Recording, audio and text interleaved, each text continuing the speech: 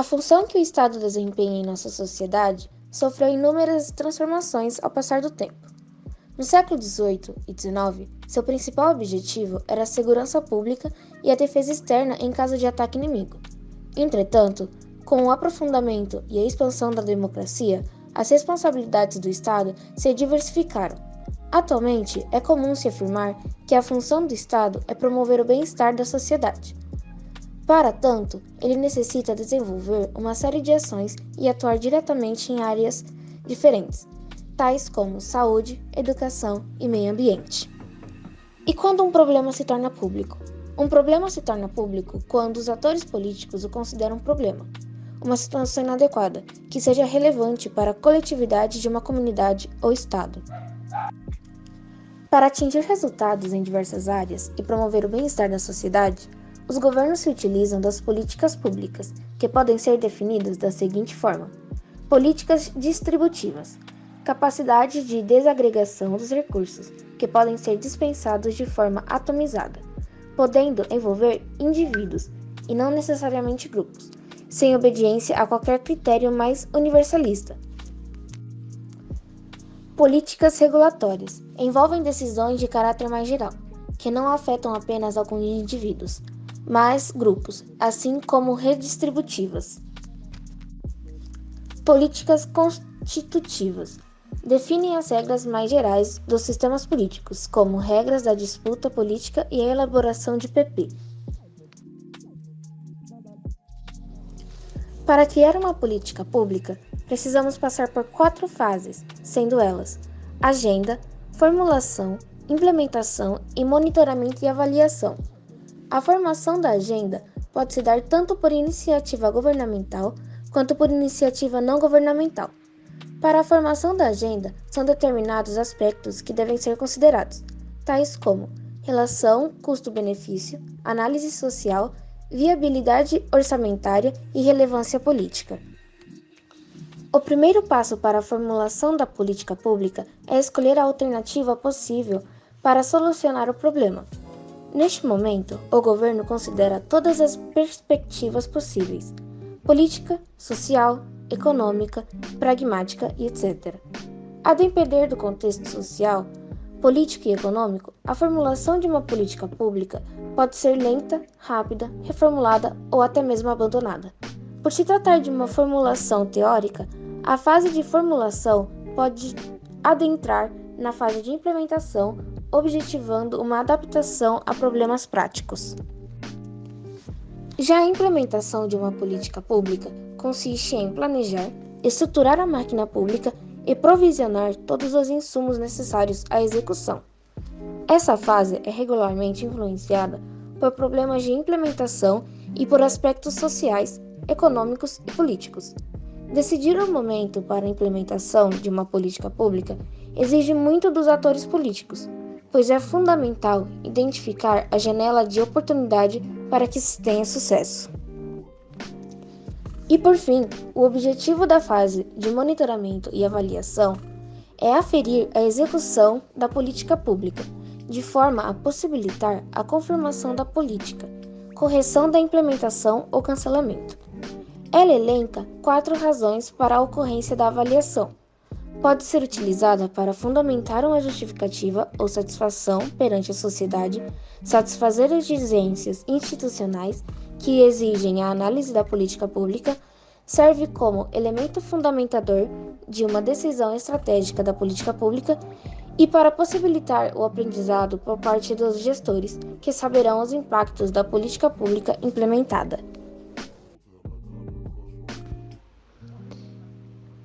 As competências dos municípios e as políticas públicas municipais.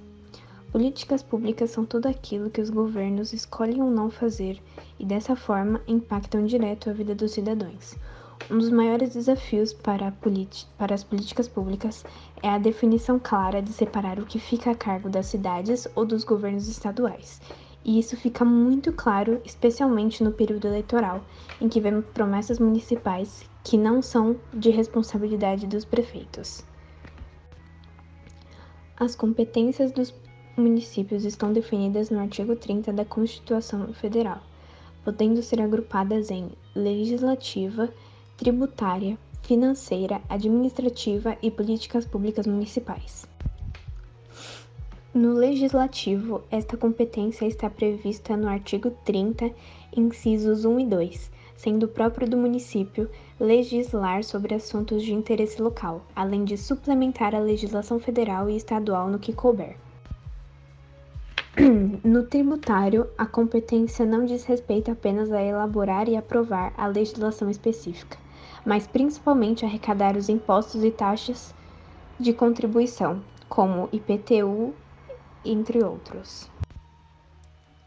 O financeiro tem competência que diz respeito a recursos públicos, patrimônio, rendas e tributos.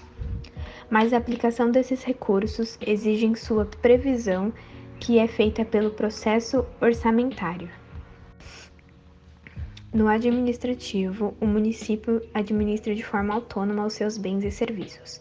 Para isso, é preciso regulamentá-los. Muitas das atividades desenvolvidas na competência legislativa e financeira são traduzidas em medidas concretas. Através desta competência, logo, as leis são executadas, atos são praticados e as políticas públicas previstas no orçamento são realizadas. Políticas públicas envolvem diretrizes, objetivos, orientações sobre a prestação dos serviços como política educacional, política de saúde, política urbana, política de saneamento básico, política de renda, entre outros. Como outro ponto relevante, vale ressaltar a política de saneamento básico e o novo marco legal do saneamento. A Lei 11.445/7 estabelece as normas nacionais para o saneamento básico. Cada um de seus artigos ajudam na gestão a propor melhorias na prestação dos serviços e os caminhos para que todos os brasileiros tenham acesso a eles. Um dos principais pontos apresentados na lei é a integralidade, com o objetivo de proporcionar o acesso aos serviços de forma a maximizar a eficiência das ações e dos resultados. Esse item mostra a importância de entender que os serviços de saneamento são complementares e devem estar associados. O segundo ponto é a universalização, que representa o acesso aos serviços de saneamento básico a todos os cidadãos. No caso do Brasil, isso reflete na urgência de uma gestão associada. É importante salientar que o saneamento básico engloba o abastecimento de água potável, o esgotamento sanitário, o manejo e destinação adequada e o lixo e o manejo das águas fluviais. O ranking do saneamento básico de 2019 do Instituto Trata Brasil contempla as 100 maiores cidades, nas quais habitam 40% da população. A pesquisa foi feita com base nos dados do Ministério do Desenvolvimento Regional. De acordo com o ranking, o país ainda tem quase 35 milhões de pessoas sem acesso à água tratada, 100 milhões sem coleta de esgoto, representando 47,6% da população, e somente 46% dos esgotos produzidos no país são tratados. Isso significa mais dificuldade na prevenção de doenças e altos índices de poluição em rios de todo o país. Das 100 maiores cidades brasileiras, 90 apresentam mais de 80% da população com água tratada. Por outro lado, apenas 46 municípios têm mais de 80% da população com coleta de esgoto. Com relação ao tratamento de esgotos, os dados são piores. Apenas 22 municípios tratam mais de 80%.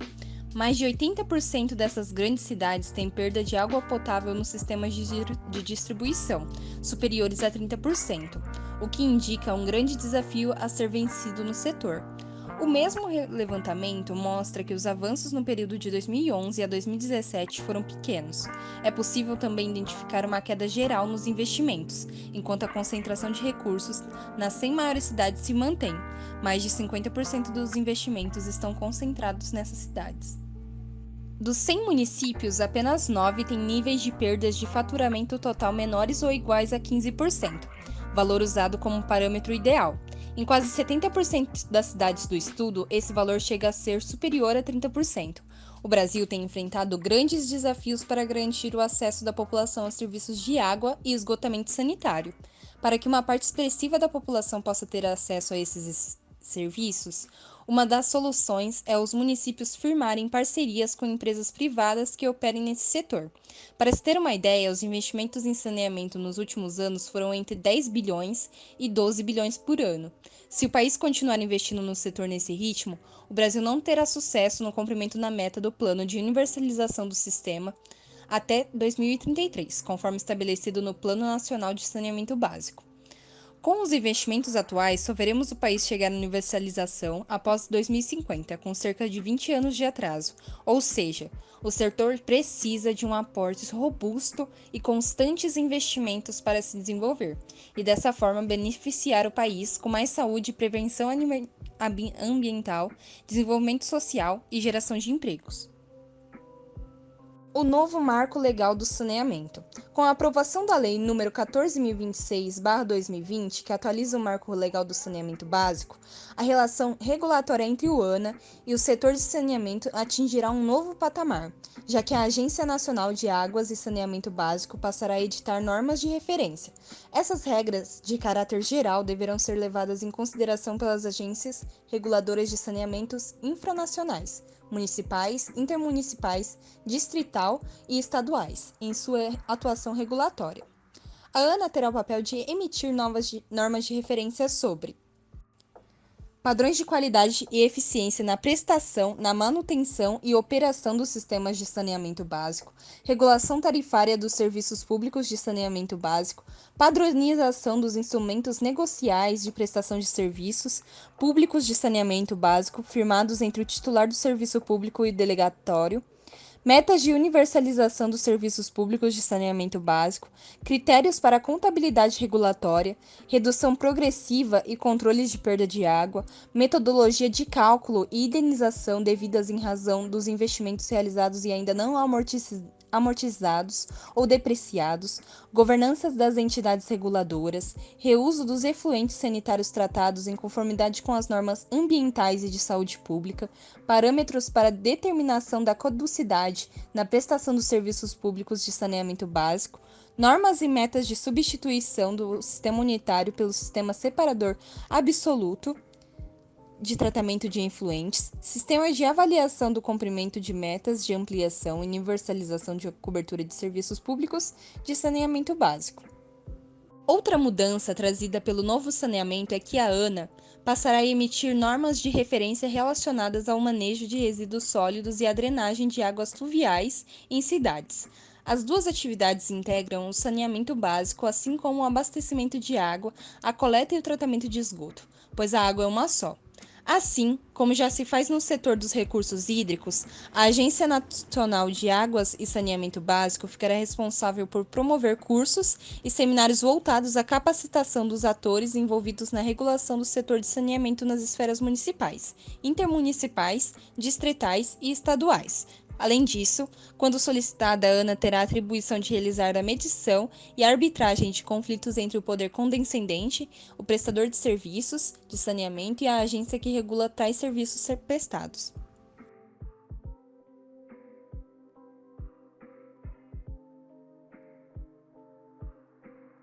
Zonas endêmicas e o papel das políticas públicas. A pobreza e a extrema pobreza continuam, ano após ano, a ser uma grande marca na sociedade brasileira. Segundo os dados mais recentes do IBGE, em 2019, o país tinha 13,5 milhões de pessoas em situações de extrema pobreza, de acordo com os critérios do Banco Mundial. Somado aos que estão na linha da pobreza, chegam a ser 25% da população do país. As características e a distribuição da população em situação de pobreza e extrema pobreza chamam a atenção. Os pretos e pardos correspondem a 72,7% dos que estão em situação de extrema pobreza. São 38,1 milhões de pessoas. Dentre aqueles em condições de extrema pobreza, as mulheres pretas ou pardas compõem o maior contingente, 25,2 milhões de pessoas.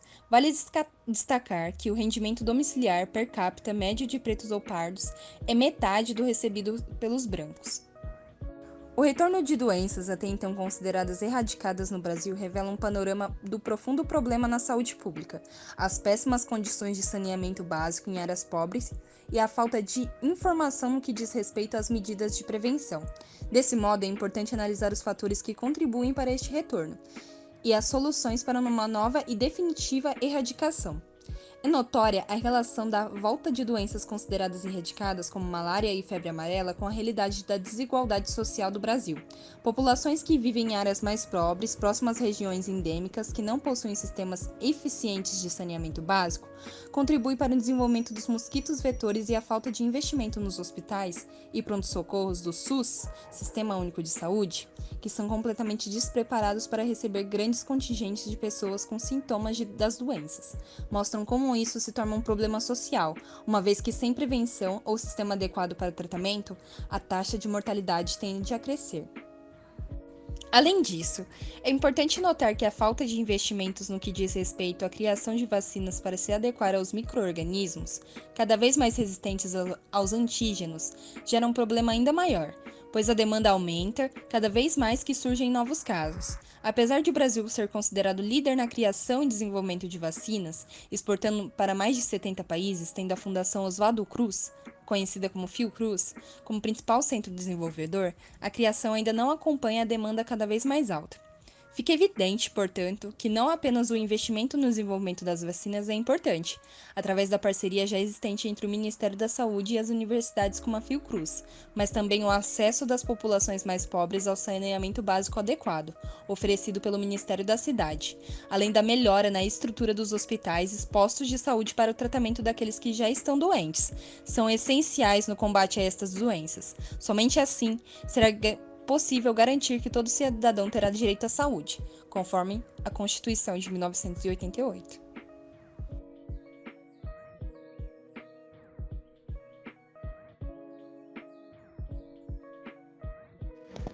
Racismo ambiental é um termo utilizado para descrever a injustiça ambiental em contexto racializado. Refere-se a como comunidades de minorias étnicas são sistematicamente submetidas a situações de degradação ambiental.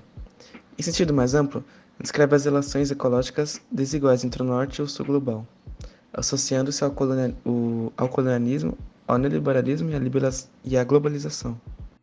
O termo é usado para descrever situações de injustiça social no meio ambiental em contexto racializado, ou seja, nas quais comunidades pertencentes a minorias étnicas, como as populações indígenas, negras e asiáticas, são particularmente afetadas.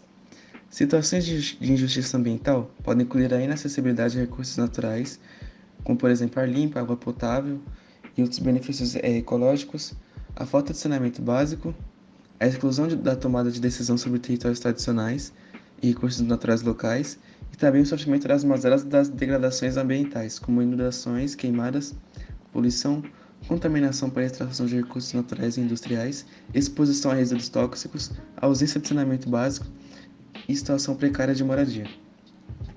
Normalmente, quando referido dentro de um contexto internacional, o racismo ambiental descreve as relações ecológicas desiguais entre as nações industrializadas, o norte global e os países mais pobres, o sul global. Nesse sentido, associa-se diretamente às heranças da história colonial e do neocolonialismo sobre as minorias étnicas, bem como as forças do neoliberalismo e da globalização, advinda das grandes potências capitalistas, sobre a biodiversidade nativa e comunidades locais dos países emergentes. O termo foi cunhado em 1982 pelo norte-americano Benjamin Chaves, ativista do movimento dos direitos civis nos Estados Unidos. Conhecido por ter sido ainda adolescente assistente de Martin Luther King, Benjamin Chaves foi posteriormente notório membro de várias organizações negras estadunidenses, como a Associação Nacional para o Progresso de Pessoas de Cor.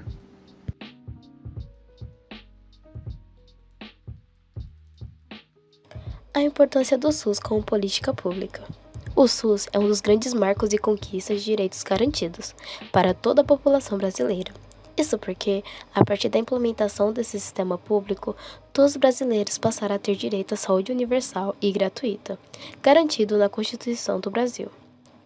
A criação do SUS, em seu formato, confere ao Brasil a posição de único país, com mais de 200 milhões de habitantes, a oferecer serviço de saúde gratuito a toda a população. No Brasil, o SUS tem como porta de entrada preferencial a atenção primária à saúde, APS, que busca solucionar os problemas de saúde enquanto ainda não são tão graves. Assim, além de gerar uma economia com tratamentos intensivos, evita sequelas e incapacitação a longo prazo.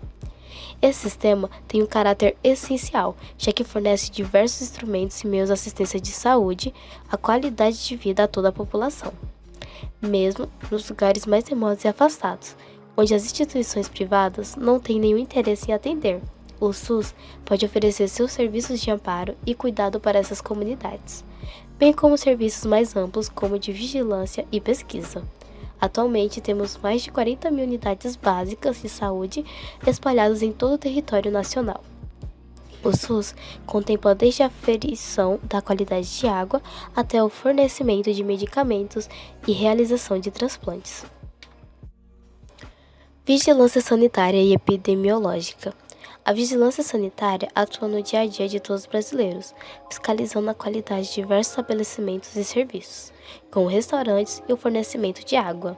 Além disso, através da vigilância epidemiológica, o SUS desempenha um papel fundamental na detecção, mapeamento e na prevenção de doenças transmissíveis a seus fatores de risco. Vacinação. As campanhas de vacinação oferecidas pelo SUS colaboram para a erradicação de diversas doenças. O Programa Nacional de Imunizações, PNI, é um dos serviços com mais destaque internacionalmente. A partir dele, todas as faixas etárias e classes sociais, bem como a maior parte do território nacional, são alcançadas e imunizadas pelas vacinas disponibilizadas pelo SUS. SAMU. O Serviço de Atenção Móvel de Urgência tem como finalidade prestar socorro e assistência à população, fazendo o transporte do paciente, através das ambulâncias, para os hospitais e centros especializados em urgência e emergência. Esse serviço é de extrema importância, pois a eficiência do transporte, independente da situação, possibilita o salvamento de vidas. Esse serviço atende cerca de 65% da população e conta com helicópteros e ambulâncias, sendo essencial não só para os casos de emergência de saúde residenciais, mas também para casos de acidentes. Transplantes. Segundo o Ministério da Saúde, mais de 90% dos transplantes de órgãos no Brasil são realizados pelo Sistema Público de Saúde. O SUS possui uma rede de assistência bastante estruturada em todo o país, oferecendo todos os procedimentos e acompanhamentos necessários para que o transplante de órgãos seja feito de forma segura e adequada, tanto antes da cirurgia quanto após ela. A fila de espera e as questões burocráticas envolvendo a liberação do transplante são coordenadas também pelo SUS. Além disso, após o transplante, o fornecimento dos medicamentos que serão utilizados por toda a vida do paciente transplantado e que são considerados de alto custo são fornecidos pelo SUS. Tratamentos. Os tratamentos de câncer, de HIV, tuberculose e tratamentos crônicos são todos oferecidos pelo SUS. Por serem muito caros, em países onde não há um sistema público, muitas pessoas morrem por não terem condições de arcar com o tratamento dessas doenças. A diabetes, por exemplo, é uma das doenças crônicas mais comuns, e em muitos países as pessoas não conseguem o tratamento por causa do alto custo. Dessa forma, o custeamento que o SUS oferece garante que as pessoas possam cuidar da sua saúde de forma plena. Diversos tratamentos são oferecidos pelo SUS, mas até mesmo muitos pacientes que possuem planos de saúde fazem retirada de medicamentos para seus tratamentos nas farmácias das unidades básicas de saúde. Isso porque os tratamentos muitas vezes têm custo elevado ou requerem uso crônico de medicamentos.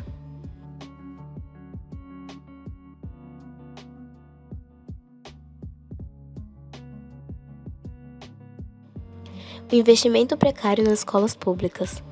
Investir na educação é promover um futuro melhor para o país, com igualdade cidadã e oportunidades. Mas, infelizmente, no Brasil, a educação pública é tratada como um custo e não como investimento. Um equívoco proposital dos governantes, que gera impactos drásticos para o desenvolvimento da nação. Há séculos, o Brasil ocupa as piores posições no ranking mundial de indicadores educacionais. Em janeiro, a Organização das Nações Unidas para a Educação, a Ciência e a Cultura divulgou o Índice de Desenvolvimento da Educação de 128 países.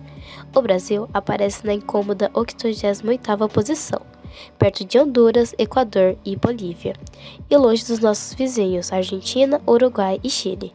Para chegar a esse resultado, a Unesco usou 4 indicadores: atendimento universal, taxa de analfabetismo e igualdade de acesso à escola entre meninos e meninas. Até que estamos bem. Porém, a chamada taxa de sobrevivência, alunos que ingressam no primeiro ano e chegam ao quinto ano no prazo previsto, derruba o Brasil no ranking. Óbvio, a conclusão, confirmada por todos os testes de avaliação, é que o ensino brasileiro está longe de garantir a aprendizagem de todos os estudantes. Justamente quando a educação básica mais precisava, o governo federal investiu menos nela. 2020 foi o ano com menor investimento do Ministério da Educação no ensino básico da década. O resultado é um contrassenso pelo contexto da pandemia, quando as necessidades educacionais aumentaram por causa da adaptação à nova realidade de ensino remoto ou híbrido. Assim, não é de se estranhar que o ano passado tenha sido de estagnação e pior em diversos aspectos da educação. Para além das escolas fechadas e dos impactos da crise sanitária, uma série de reformas e políticas públicas foram interrompidas. O acesso à educação de qualidade para todos os brasileiros é um sonho ainda distante da realidade. Apesar de haver mais conscientização e investimentos, ainda há muito que avançar. Atualmente, cerca de 6% do produto interno bruto é destinado para a educação pública, porcentagem maior que muitos países ricos, porém, a diferença está no gasto por aluno, que ainda é pouco, conforme dados apontados pelo estudo da Organização Cooperação e Desenvolvimento Econômico. De acordo com o relatório, o gasto do Brasil com a educação supera países como Argentina, Colômbia, Chile, México e Estados Unidos. Inclusive, está acima das médias dos países que compõem a OCDE, que gira em torno de 5,5%. Mas, mesmo acima de todas as médias, o país está nas últimas posições em avaliações internacionais de desempenho escolar. A constatação é do relatório Aspectos Fiscais da Educação no Brasil, divulgado pela Secretaria do Tesouro Nacional do Ministério da Fazenda. Dos 70 países avaliados em 2015, segundo dados do PISA, o Brasil ficou na 63ª posição em ciências, na 59ª em leitura e 66ª colocação em matemática, ou seja, ocupa sempre as últimas posições desta avaliação internacional de desempenho. Segundo o relatório, o problema no Brasil não está no volume dos gastos, mas na necessidade de aprimoramento de políticas e processos educacionais, além de mais investimentos por aluno. O que chamou a atenção nesta última avaliação foi a discrepância entre o ensino público e o particular. Entre 79 países avaliados, considerando apenas as escolas particulares, o Brasil ficaria em 11º lugar no ranking leitura, ao lado da tão elogiada Suécia, 39º em matemática e 23º em ciências. Se for considerada apenas as escolas particulares de elite, o resultado é ainda mais surpreendente. O Brasil ficaria em 5º em leitura, 30º em matemática e 12º em ciências. Se os resultados das escolas particulares colocam a educação brasileira de base no nível satisfatório, não se pode dizer o mesmo da rede pública. De 79 países, o Brasil ficaria em 65º lugar em leitura, 75º em matemática e 71º em ciências, considerando apenas estudantes das escolas públicas. A discrepância do resultado entre as escolas particulares e pública traz algumas reflexões. A primeira é a necessidade de investir com qualidade no ensino de base. Se a criança ou adolescente tiver deficiências em matemáticas, português e inglês, provavelmente terá dificuldade de ter uma boa formação universitária e ter salários maiores no futuro. Os problemas da educação pública preocupam muitas famílias, especialmente as que não têm como arcar com as instituições de ensino particulares. Elas passam pelo mesmo dilema de querer ofertar uma educação de melhor qualidade a um preço que caiba no bolso. As bolsas de estudo vêm sendo alternativas no ingresso em escolas particulares. Uma das opções é Educa Mais Brasil, maior programa de inclusão educacional do país. Em setembro de 2021, o Senado aprovou em primeiro turno uma proposta de emenda constitucional que desobriga o gasto mínimo com educação por 2 anos. O artigo 212 da Carta afirma que estados, municípios e o Distrito Federal precisam aplicar 25% das receitas de impostos na área. A PEC se refere aos gastos dos anos pandêmicos de 2020 e 2021. Menos mal que a proposta exige uma compensação até 2023, mas a mensagem que se passa é que está tudo bem com a educação, que há dinheiro suficiente e, de novo, que o problema da área não é falta de recursos, mas uma gestão mais eficiente.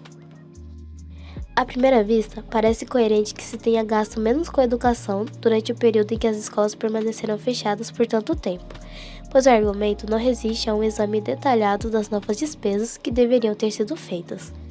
Da digitalização das escolas à compra de equipamentos de proteção, da formação das equipes às reformas para o normal presencial, ou mesmo pela comparação internacional. O relatório foi feito pela OCDE, que informa que estamos na contramão do mundo. O Brasil faz parte do grupelho de nações que não aumentaram o investimento em educação durante a crise causada pela Covid-19. Segundo o estudo que avaliou o impacto da pandemia nos sistemas educacionais de um grupo de 43 países, algo entre 65% e 78% dos governos nacionais abriram os cofres para enfrentar os desafios da pandemia. A porcentagem varia segundo o nível de ensino. Portugal contratou mais de 3 mil professores para aulas de reforço. A Espanha chamou 21 novos docentes para reduzir o tamanho das turmas. A Nova Zelândia gastou 62 milhões de dólares para fornecer conexão à internet aos alunos mais vulneráveis. E o Brasil? Na prática, nada, ou quase nada. O relatório informa que não houve mudança significativa nos orçamentos de 2020 e 2021, e isso considerando os gastos das 3 esferas administrativas: municípios, estados e União. Nada de bom veio nem virá da atual gestão. Ocorre que a discussão em torno da PEC ressuscita um debate cansativo e falacioso, que tenta vender a imagem de que o Brasil já investe o suficiente em educação.